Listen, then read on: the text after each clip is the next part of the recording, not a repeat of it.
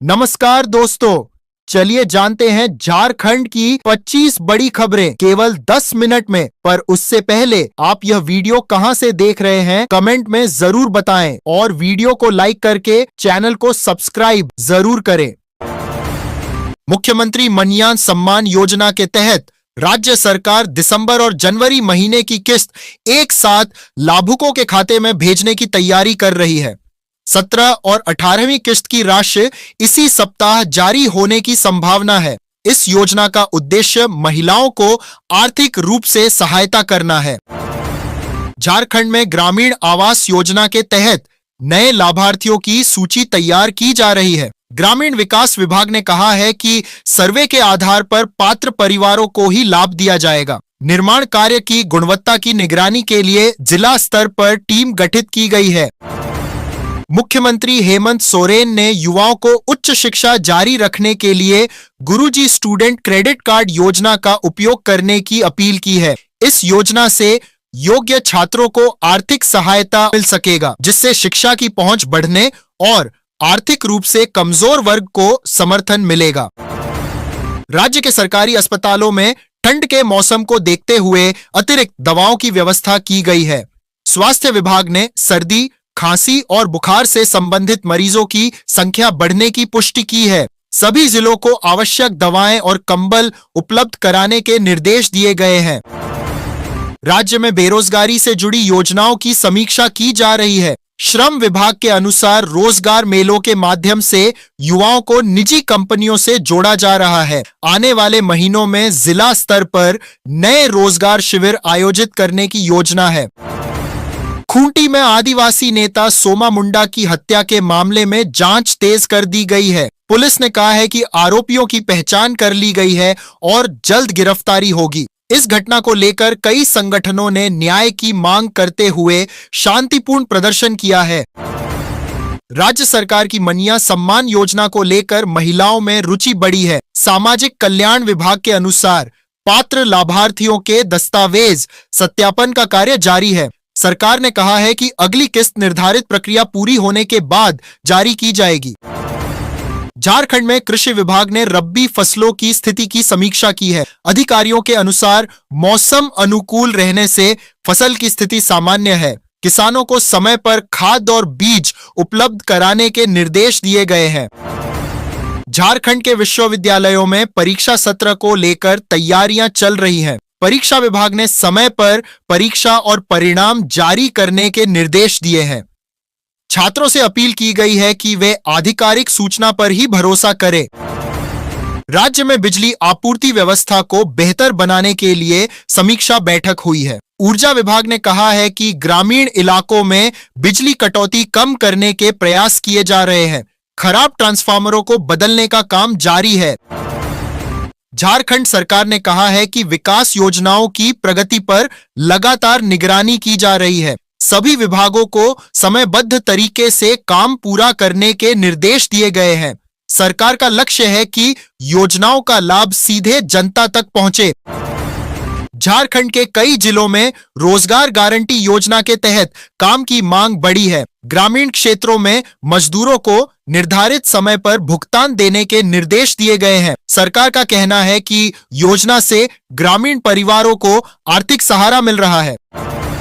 झारखंड में पोषण अभियान के तहत बच्चों और गर्भवती महिलाओं की जांच की जा रही है। आंगनवाड़ी केंद्रों में नियमित स्वास्थ्य जांच और पोषण आहार वितरण किया जा रहा है। सरकार का लक्ष्य कुपोषण को कम करना है। झारखंड पुलिस ने अपराध नियंत्रण को लेकर रात्रि गश्त बढ़ा दी है। शहरी और ग्रामीण क्षेत्रों में नियमित चेकिंग की जा रही है। पुलिस अधिकारियों ने कहा है कि आम जनता की सुरक्षा सर्वोच्च प्राथमिकता है। झारखंड में सावित्रीबाई फुले किशोरी समृद्धि योजना के तहत 6 लाख से अधिक आवेदन प्राप्त हुए हैं और लगभग 104 करोड़ रुपए की राशि पात्र किशोरियों को जारी कर दी गई है। यह योजना गरीब परिवारों की बेटियों को शिक्षा जारी रखने के लिए प्रोत्साहित करती है। राज्य में जेपीएसएससी और जेएसएससी प्रतियोगी परीक्षाओं की तैयारी 2026 की पहली तिमाही में तेज हुई है, जिससे अभ्यर्थियों को अवसर और रोजगार के लिए प्रतिस्पर्धा करने का बेहतर मंच मिलेगा। झारखंड पुलिस ने रांची में ईडी कार्यालय से जुड़ी सीसीटीवी फुटेज हासिल की है, जो वहां हुई कथित। पुलिस का कहना है कि यह फुटेज जांच में सहायक साबित होगी। मामला प्रशासनिक और न्यायिक जांच के दायरे में है और अधिकारियों द्वारा दस्तावेजों की समीक्षा जारी है। राज्य सरकार ने ग्रामीण इलाकों में जल संरक्षण अभियान चलाने की घोषणा की। तालाब, नहर और जलाशयों की सफाई के साथ ग्रामीणों को जल बचत के उपाय सिखाए जा रहे हैं। प्रशासन ने हर पंचायत में जल संरक्षण समिति बनाने के निर्देश दिए। केंद्र सरकार ने प्रधानमंत्री भारतीय जन औषधि परियोजना के तहत मार्च 2027 तक देश भर में 25,000 जन औषधि केंद्र खोलने का लक्ष्य रखा है। इससे गरीब और मध्यम वर्ग के लिए सस्ती और गुणवत्तापूर्ण दवाइयों की उपलब्धता बेहतर होगी और स्वास्थ्य खर्च में कमी आएगी। मुख्यमंत्री प्रोत्साहन योजना के तहत राज्य के बेरोजगार युवाओं को प्रतिवर्ष 5,000 रुपए की वित्तीय सहायता देने की प्रक्रिया तेज कर दी गई है। इस योजना का लाभ उन युवाओं को मिलेगा जिन्होंने कौशल प्रशिक्षण पूरा किया है। विधवाओं, दिव्यांगों और आदिम जनजातियों के लाभार्थियों को इस योजना के तहत 50% अतिरिक्त राशि प्रदान की जाएगी। झारखंड सरकार ने धान खरीद योजना के तहत किसानों को राहत देने के लिए 1,000 करोड़ रुपए के ऋण का प्रावधान किया है। इस राशि का उपयोग न्यूनतम समर्थन मूल्य पर धान की खरीद सुनिश्चित करने के लिए किया जाएगा। सरकार का लक्ष्य है कि किसानों को उनके अनाज का उचित मूल्य समय पर मिले और बिचौलियों का प्रभाव कम हो। मुख्यमंत्री हेमंत सोरेन आगामी 19 जनवरी से स्विट्जरलैंड के दावोस में होने वाली विश्व आर्थिक मंच की बैठक में भाग लेंगे। यह पहली बार है जब झारखंड का कोई प्रतिनिधि इस वैश्विक मंच पर राज्य की खनिज संपदा और निवेश की संभावनाओं को पेश करेगा। मुख्यमंत्री वहां दुनिया भर के उद्योगपतियों के साथ झारखंड में निवेश और रोजगार सृजन पर चर्चा करेंगे। झारखंड लोक सेवा आयोग यानी जेपीएससी ने आगामी सिविल सेवा परीक्षा के लिए आयु सीमा में छूट देने संबंधी नए दिशा निर्देश जारी किए हैं। सरकारी अधिसूचना के अनुसार कोरोना काल के दौरान हुई देरी को देखते हुए अभ्यर्थियों को अधिकतम आयु सीमा में 2 वर्ष की अतिरिक्त छूट दी जाएगी। इस फैसले से राज्य के हजारों प्रतियोगी छात्रों को बड़ी राहत मिली है। पलामू और गढ़वा जिलों में बेरोजगारी दर कम करने के लिए प्रशासन ने प्रखंड स्तरीय रोजगार मेला आयोजित करने का निर्णय लिया है। इन मेलों में स्थानीय निजी कंपनियों के साथ साथ बाहरी राज्यों की कंपनियां भी हिस्सा लेंगी। सरकार का लक्ष्य है कि कौशल विकास प्रशिक्षण प्राप्त कर चुके युवाओं को उनके गृह जिले में ही सम्मानजनक नौकरी के अवसर मिल सके। विजय हजारे ट्रॉफी के एक रोमांचक मुकाबले में झारखंड की टीम ने केरल को मात देकर नॉकआउट चरण में अपनी जगह सुरक्षित कर ली है। कप्तान ईशान किशन की शानदार अर्धशतकीय पारी और स्पिन गेंदबाजों के सटीक प्रदर्शन ने जीत में अहम भूमिका निभाई। इस जीत के साथ ही झारखंड क्रिकेट एसोसिएशन ने खिलाड़ियों के लिए विशेष प्रोत्साहन राशि की घोषणा की है।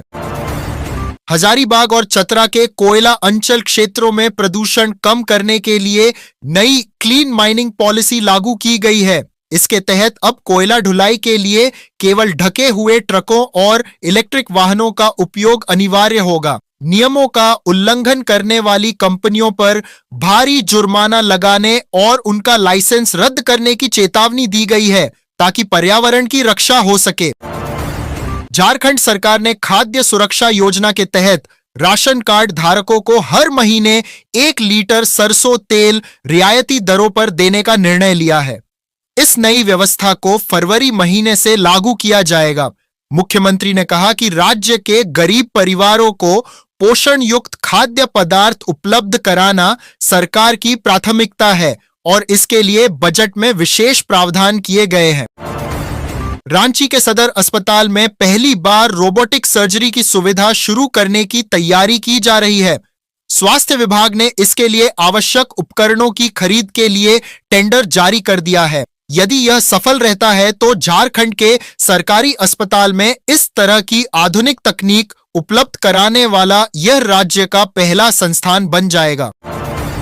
झारखंड के देवघर में एम्स अस्पताल में अब कैंसर के मरीजों के लिए कीमोथेरेपी की सुविधा शुरू कर दी गई है। अब तक इस इलाज के लिए मरीजों को पश्चिम बंगाल या दिल्ली जाना पड़ता था। स्वास्थ्य मंत्री ने कहा कि एम्स में अन्य गंभीर बीमारियों के इलाज के लिए भी बुनियादी ढांचे को तेजी से विकसित किया जा रहा है। राज्य सरकार ने सावित्रीबाई फुले किशोरी समृद्धि योजना के तहत छात्राओं को मिलने वाली सहायता राशि में वृद्धि करने का प्रस्ताव तैयार किया है। इस कदम से राज्य की करीब 9 लाख छात्राओं को लाभ होगा।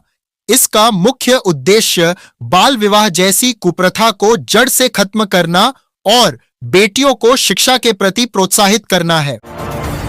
झारखंड की राजधानी रांची में स्मार्ट सिटी प्रोजेक्ट के तहत नवनिर्मित कमांड एंड कंट्रोल सेंटर का उद्घाटन किया गया।